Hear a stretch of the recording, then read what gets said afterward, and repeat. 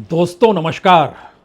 जिस दिन सिंधु नदी का पानी रुक गया उस दिन जाति जनगणना भी इस देश में पूरी हो जाएगी।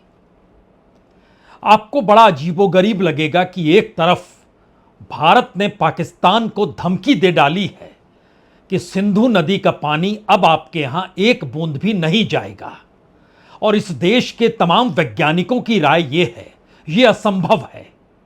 बावजूद इसके इस देश के मीडिया ने बहुत ढोल पीटे हैं और बार बार सबको समझाया कि मौजूदा सत्ता ने अगर कह दिया है तो आप सभी को मान लेना चाहिए।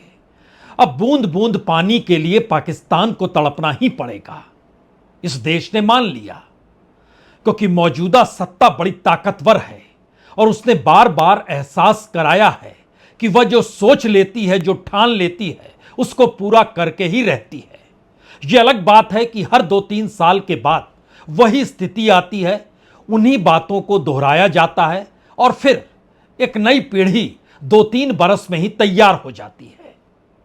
ठीक इसी तर्ज पर एक झटके में सरकार ने निर्णय लिया, अब जाति जनगणना होगी, और उसके बाद समूची सरकार लग गई सबको समझाने में। अगर सरकार ने कह दिया जाति जनगणना होगी तो होगी, यानी इस देश के भीतर में अब इस देश की जनसंख्या, उस जनसंख्या में किस जाति की कितनी जनसंख्या है और उसकी भागीदारी, यह बात का सवाल है। पहला सवाल तो यह है कि जनता की संख्या को जाति के हिसाब से बताने की सोच सरकार ने अब पाल ली तो फिर पाल ली। बीते 11 वर्षों से उसके जहन में यह सवाल आया नहीं था, या आया था तो हमेशा डगमगाया था। और आज का यह सवाल नहीं है। जिस दौर में अयोध्या को लेकर आंदोलन शुरू हुआ, उस दौर को भी याद कीजिएगा तो बकायदा उस दौर में वीपी सिंह ने मंडल आयोग की रिपोर्ट को पेश करवाया था, और उसके बाद एक झटके में मंडल कमंडल की लड़ाई शुरू हुई, और जिस वीपी सिंह को बीजेपी समर्थन दे रही थी उसने समर्थन वापस ले लिया। यानी मंदिर और मंडल की लड़ाई कोई आज की नहीं है। मंडल पूरे तरीके से भारत की राजनीति में छत्रपों के हिस्से में गया, मंदिर पूरे तरीके से बीजेपी के हिस्से में गया। इस देश के भीतर में वोटरों का ध्रुवीकरण धर्म और जाति के आधार पर कैसे हो सकता है, यह कम से कम बिहार और यूपी के किसी भी वोटर को समझाने की जरूरत है ही नहीं। ये दो राज्य तो खुले तौर पर ऐसे हैं जो कि सीधे तौर पर या तो 80-20 का खेल खेलेंगे, या फिर जातीय समीकरणों के आश्रय मंडल और उसके जरिए इस देश के भीतर पिछड़ों की राजनीति को एक सुर में, एक धागे में अपने अनुकूल पिरोने की कोशिश करेंगे। तो हम कहीं बोलते बोलते भटक तो नहीं गए। बात तो शुरू हुई थी पहलगाम और सिंधु नदी के पानी से लेकर, और इस दौर में पूरे मीडिया में भी छाया हुआ था, अब नहीं तो तब, पता नहीं कब क्या हो जाए। और अभी भी इस बुखार को मीडिया ने उतरने दिया नहीं है, क्योंकि मीडिया की अपनी रिपोर्ट बतलाती है कि उसके व्यूअर्स जो है, जो देखने वालों की तादाद है, उसमें तकरीबन 60% का इजाफा पहलगाम घटना के बाद हो गया है। यानी कल तक 40 लोग अगर देखा करते थे तो आज की तारीख में उसमें 60%, 40% का और जोड़ दीजिए। आसान शब्दों में, अगर कल तक 100 लोग टीवी देखते थे तो अब 160 लोग देख रहे हैं। और वजह बहुत साफ है, युद्ध की आशंका है, पाकिस्तान पर हमला करना है। प्रधानमंत्री ने कह दिया है छोड़ेंगे नहीं, ऐलान हो गया है, गृहमंत्री बैठकों का दौर कर रहे हैं, नौसेना सक्रिय है, वायुसेना पता नहीं कब अटैक कर डाले। भारत की मिलिट्री पाकिस्तान की तुलना में कई गुना ज्यादा मजबूत है, और इन सब के बीच बीच में एक सुगबुगाहट परमाणु बम की आ जाती है। तो इस देश के भीतर में युद्ध को लेकर, पाकिस्तान को लेकर एक ऐसी परिस्थिति है जो टेलीविजन के जरिए, न्यूज चैनलों के जरिए अखबारों के जरिए या वक्तव्यों के जरिए इस देश के लोगों को अच्छी लगने लगी और उनके देखने वालों की संख्या बढ़ गई। ये देखने वालों की संख्या बढ़ने का मतलब है बिजनेस मॉडल काम कर रहा है। बिजनेस मॉडल का मतलब बहुत साफ है, दिखाएंगे वही चीज जिसको सबसे ज्यादा लोग देखने आएंगे। इसीलिए याद कीजिए, जिस दौर में जाति जनगणना का सवाल उफान पर था, 2024 का चुनाव सामने खड़ा था, जाति जनगणना संविधान से जुड़ी थी और संविधान हाथ में लेकर राहुल गांधी जहां जहां जाते थे उन जगहों को दिखाने की होड़ थी, बतलाने की होड़ थी। संविधान को कैसे मौजूदा बीजेपी सत्ता 400 पार के नारे के साथ आएगी तो खत्म कर देगी, यह बताने की स्थिति में कोई दूसरा शख्स नहीं, बीजेपी के ही नेता और सांसद थे। उस दौर में बड़ी तादाद में लोग देखना चाहते थे क्या वाकई संविधान खत्म हो रहा है या फिर राजनीतिक तौर पर यह ऐसा उफान था जिसने भारत की राजनीति में एक नया मंत्र घोल दिया था। आज दोनों परिस्थिति साथ खड़ी है।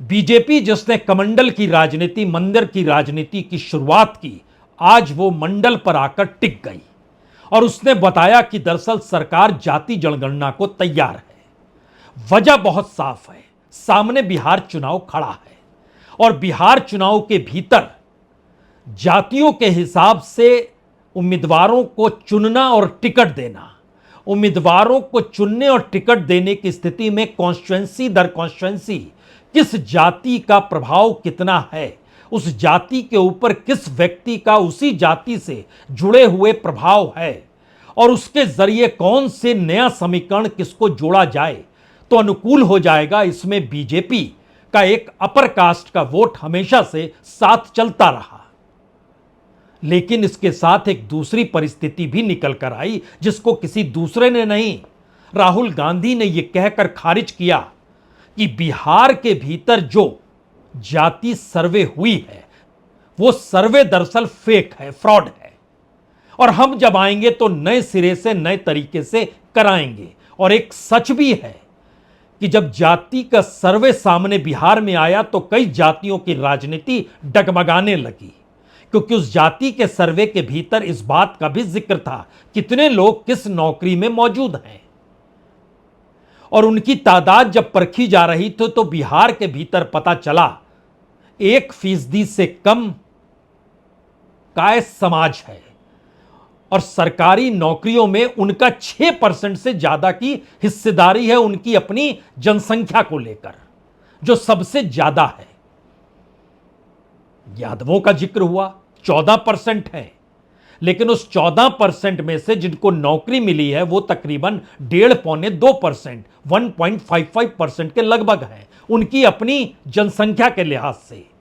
और वो जनसंख्या इतनी ज्यादा है कि किसी भी दूसरे समाज की तुलना में उनकी मौजूदगी कहीं ज्यादा हो गई। एक झटके में क्या इस देश के भीतर बीजेपी ने जाति जनगणना का पाठ इसलिए पढ़ दिया क्योंकि उसे समझ में आ गया कि जाति जनगणना के पीछे राहुल गांधी जिस समाजवाद या सामाजिक न्याय या इस देश के भीतर जो एक पूरी असमानता है उसको खत्म करने की ठान चुके हैं, तो ऐसे में वह सोच लोगों के जहन में जा चुकी है अब जनगणना हम कराते हैं और विचार उनके हैं, वो कैसे किस तरीके से लागू होंगे यह कोई जानता नहीं है। क्योंकि कांग्रेस शासित राज्यों में भी अभी भी राहुल गांधी सिर्फ तेलंगाना मॉडल का जिक्र करते हैं और तेलंगाना मॉडल के भीतर से जो निकल कर आया है वो कोई बताने की जरूरत होनी नहीं चाहिए, क्योंकि उसका सच जो है वो इस देश का सच है। तो कमोवेश हर राज्य में वो है, लेकिन एक क्षण के लिए सोचिए, प्रधानमंत्री ने जिन 4 जातियों का जिक्र किया था 2024 के चुनाव के वक्त, वो जातियों का मॉडल प्रधानमंत्री का इस जाति जनगणना के सामने क्यों कुंद पड़ गया, क्यों कमजोर हो गया। और उसके बाद सोचिए, जिस दौर में प्रधानमंत्री ने पहलगाम के बाद जिन ऐलानों को किया, जिस तर्ज पर बैठकें की, उस बैठकों के बीच में बिहार भी गए और फिर दोबारा बिहार जाने की तैयारी भी कर रहे हैं 2 दिन के बाद, तो क्या वाकई इस देश के भीतर होगा कुछ भी नहीं? और क्या वाकई हम कह सकते हैं इस देश के भीतर जाति जनगणना उस दिन पूरी हो जाएगी जिस दिन सिंधु नदी का पानी रुक जाएगा? इस देश के भीतर उस दिन राहुल गांधी जो समानता खोज रहे हैं वो समानता उसी अंदाज में आ जाएगी जिस दिन सबक सिखाने के लिए और आतंकवाद को पूरे तरीके से नेस्तनाबूद करने के लिए भारत अपने तौर पर निर्णय लेगा और सेना कूच कर जाएगी। और उसके बाद जो फैसले की घड़ी होगी जिसका इंतजार इस दौर में हर कोई कर रहा है कि पता नहीं अब नहीं तो कब हो जाएगा, तो क्या यह सब कुछ सिर्फ कहने भर की स्थिति है? क्योंकि अमेरिका के राष्ट्रपति ट्रंप तक से जब यह सवाल पूछा गया उन्होंने बोला छोड़िए, भारत पाकिस्तान को छोड़ दीजिए तो अच्छा है। पता नहीं कितने 100-150 वर्षों से दोनों, इसलिए कुछ होगा नहीं उस दिशा में, यानी वो बात भी करना नहीं चाहते हैं। और भारत के भीतर की यह मौजूदा स्थिति कितनी डरावनी है जिसमें लोकतंत्र का हर पिलर कुंद हो गया और फोर्थ पिलर खोखला हो गया, यानी फोर्थ पिलर की साख ही चली गई। उसे समझ नहीं आया कि पहले 48-72 घंटों में उसने जो शोर मचाया उस 72 घंटों के बाद क्या एक झटके में अब वो क्या बोले? वह प्रोफेशनल्स हैं और इस तर्ज पर बोलना शुरू कर दे जैसे राजनीति पल पल बदल जाती है और इस देश के साथ सियासत खिलवाड़ करती है, तो क्या इस देश का मीडिया भी उसी तर्ज पर सोचे? और यह बात सिर्फ मीडिया तक इस दौर में सीमित नहीं रही, क्योंकि पहली बार इस देश के मजबूत सांसद ने भी तो कहा इस देश में जो भी गृह युद्ध या धार्मिक युद्ध की स्थिति है उसके जिम्मेदार इस देश के सीजीआई हैं।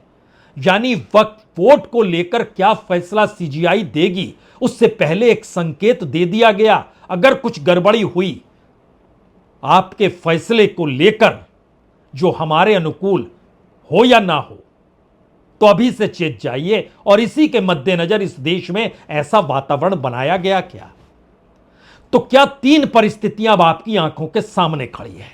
एक तरफ पहलगाम है, दूसरी तरफ जाति जनगणना है और इन दो से हटकर तीसरी तरफ इस देश का मीडिया है जिसे वाकई समझ नहीं आ रहा है कि अब वो किस रास्ते जाए, किस रास्ते को पकड़े। हमें लगता है आज शुरुआत मीडिया से करनी चाहिए, क्योंकि राहुल गांधी ने कल जब प्रेस कॉन्फ्रेंस की, सामान्य तौर पर राहुल गांधी के निशाने पर मोदी सरकार रहती है, खुद नरेंद्र मोदी रहते हैं और हर मुद्दे को लेकर उन्होंने निशाना साधा है। लेकिन कल जब सरकार ने निर्णय लिया कि जाति जनगणना होगी तो उसके बाद कम से कम 3 या 4 सवाल हमें लगता है आज आप सुनिए, आपने कल ध्यान दिया नहीं होगा। ये चारों सवाल मौजूदा सरकार को घेरते हैं और राहुल गांधी ने एक कंट्रोल तरीके से संयम के साथ किसी भी मुद्दे पर सरकार को लेकर कुछ भी नहीं कहा, खामोशी बरती। अंदाज जवाब देने का, अंदाज मीडिया के सवालों का, दोनों को एक क्षण के लिए आप सुन लीजिए, तब पहली तस्वीर आपके जहन में कुछ साफ होगी कि आखिर जिस दिन सिंधु नदी का पानी रुक जाएगा उस दिन जाति जनगणना भी हो जाएगी। So you said that the government was opposed to this and suddenly decided to take this step. Do you think that this decision has been taken in light of the upcoming Bihar polls? No, I don't think so. I don't think that's why this decision has been taken in a hurry. I don't need to comment on whether they took it, when they took it, how they took it. Now they have taken it. We are happy they have taken it. Now this needs to be taken forward. Sir, प्रधानमंत्री बार बार ये कहते थे कि ये 4 जातियां होती हैं सिर्फ देश में। अब अचानक से फैसला हुआ तो क्या लगता है कि आपको जो विपक्ष ने और आप लोगों ने दबाव बनाया, उस दबाव के कारण ये सिर्फ हमने दबाव नहीं डाला, ये सिर्फ दबाव नहीं डाला है हमने, ये हमने ऑर्गेनाइज तरीके से बहुत गहराई से कैंपेन चलाया है, ग्रासरूट लेवल पे कैंपेन चलाया है और महीनों से हम ये कैंपेन चला रहे हैं और इस कैंपेन का असर पड़ा है, इफेक्ट आया है और इसीलिए इन्होंने ये डिसीजन लिया है। राहुल जी, आप लगातार दबाव बना रहे थे, लेकिन पिछले 11 सालों से प्रधानमंत्री मोदी इस पर नहीं मान रहे थे। अभी पहलगाम का इतना बड़ा हादसा हुआ, क्या आपको लगता है कि इस वक्त में जो टाइमिंग है प्रधानमंत्री की कास्ट सेंसस को मानना, वो पहलगाम से ध्यान भटकाने की कोशिश है? आप जर्नलिस्ट हो, ये आप लोगों का काम है, आपका काम स्पेक्यूलेशन है, मेरा काम स्पेक्यूलेशन नहीं है, मैं फैक्ट्स पे काम करता हूं। तो आप स्पेक्यूलेट कीजिए, मैं इस पे स्पेक्यूलेट नहीं करूंगा, मेरे को स्पेक्यूलेट करने की ज़रूरत ही नहीं है। उन्होंने क्यों लिया क्यों नहीं लिया उसमें मुझे कोई इंटरेस्ट नहीं है। लिया और ये बड़ा स्टेप है। मुझे लगता है, मेरी इमीडिएट सस्पिशन है कि ये वो वुमेन्स बिल वाली स्ट्रेटजी टाइमलाइन वाली है, but I hope that better sense prevails. Rahul Gandhi ने वक्त नहीं गंवाया कि पहलगाम से ध्यान भटकाने के लिए जाति जनगणना, उसका जवाब तुरंत दे दिया। जाति जनगणना बिहार चुनाव को लेकर वक्त नहीं गंवाया, जवाब तुरंत दे दिया। ऐसा नहीं, हम ऐसा नहीं सोचते।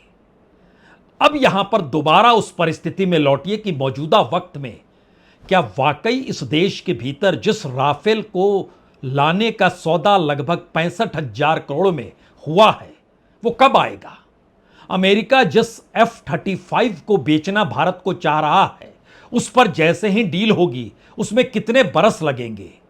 लेकिन ध्यान दीजिए, अभी राफेल को आने में कम से कम 4 साल और खेप पूरी होने में 8 साल, इतना वक्त लगेगा।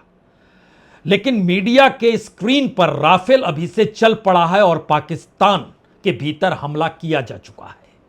या जिस तर्ज पे मीडिया बता रहा है या बताते रहा, कल के बाद से वो सदमे में है, उसे वाकई समझ नहीं आ रहा है। और फिर अमेरिका के साथ F-35 की भी तो डील होनी है, उसको आने में कम से कम 10 बरस लगेंगे। लेकिन अभी से मीडिया का शोर जारी था।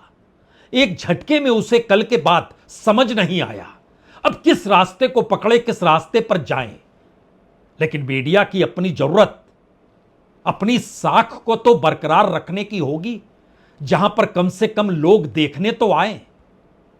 और लोग देखने आते तभी हैं जब इस देश के भीतर कोई बड़ी घटना हो और किसी बड़ी घटना को लेकर लोगों के दिलों में यह सवाल हो, जरा देखें समझें कि इसका जवाब क्या वाकई मिल जाएगा मीडिया को देखने पर, या फिर सरकार का सीधे सीधे उससे जुड़ाव हो। पहली बार 2 अलग रास्ते चल पड़े। सरकार ने सोचा मीडिया शायद जाति जनगणना पर लौट आएगी, लेकिन जाति जनगणना मीडिया में जब दिखाया जाता है तो इस दौर में किसी की रुचि है ही नहीं। उस कार्यक्रम की टीआरपी, अगर युद्ध को देखने वाले की टीआरपी 100 लोगों की है तो जाति जनगणना को देखने वालों की टीआरपी 22 है, 22 है।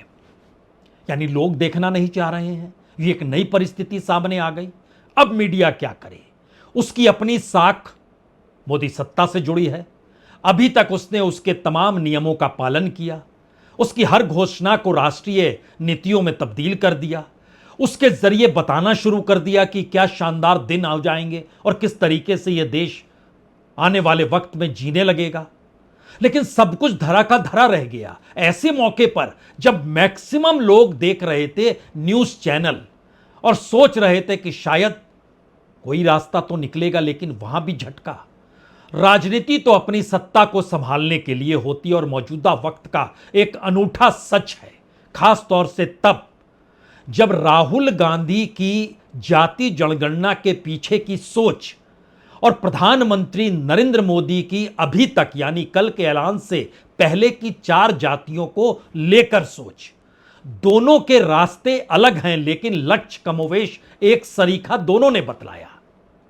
राहुल गांधी जिस तर्ज पर इस देश को मथना चाहते हैं उसमें वो हर जगह पिछड़े की भागीदारी चाहते हैं जनसंख्या के लिहाज से, दलितों की भागीदारी चाहते हैं जनसंख्या के लिहाज से, आदिवासियों की भागीदारी चाहते हैं जनसंख्या के लिहाज से, अल्पसंख्यकों की और उसमें भी खास तौर से मुस्लिमों की भागीदारी भी चाहते हैं।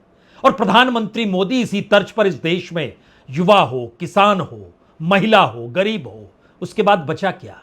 इन चार जातियों के आश्रय वो ताना बाना बुनते हुए एक समानता का समाज और विकसित समाज की परिकल्पना करते हैं। लेकिन इस दौर में दोनों भूल जाते हैं कि आखिर में पूंजी और पूंजी पर कब्जा किसका है, और पूंजी पर जिसका कब्जा है उसकी भागीदारी किसके साथ है। कॉरपोरेट की भागीदारी राहुल गांधी के साथ नहीं है। इस दौर में कॉरपोरेट कांग्रेस को डोनेशन नहीं देता है।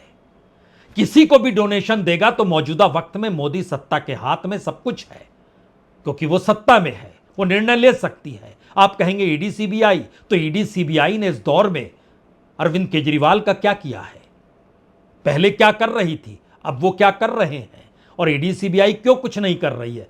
छोड़िए इन सवालों को, कौन किसका प्यादा है, किस तर्ज पे काम होता है, छोड़िए इसको। मुख्य धारा में आके खड़े हो जाइए और पहले सुनिए प्रधानमंत्री मोदी की चार जातियां जो कल से पहले तक थी। मेरे लिए सबसे बड़ी जाति है गरीब, मेरे लिए सबसे बड़ी जाति है युवा, मेरे लिए सबसे बड़ी जाति है महिलाएं, मेरे लिए सबसे बड़ी जाति है किसान। इन चार जातियों का उत्थान ही अगर भारत को विकसित बनाएगा, और अगर चार का हो जाएगा ना, इसका मतलब सबका हो जाएगा। कोई बहुत गलत तो नहीं था जो प्रधानमंत्री मोदी ने जिक्र किया। अगर वाकई इस देश के युवाओं को नौकरी मिलने लग जाए, इस देश के गरीब के पास इतना पैसा हो जाए कि वो गरीब ना रहे, महिलाएं मुख्यधारा में शामिल हो जाएं, किसानों की स्थिति बेहतरीन हो जाए, तो फिर बचा कौन। और अगर कोई नहीं बचा तो दोबारा लौटिए भारत की उस परंपरा में जहां पर जाति व्यवस्था चलती है।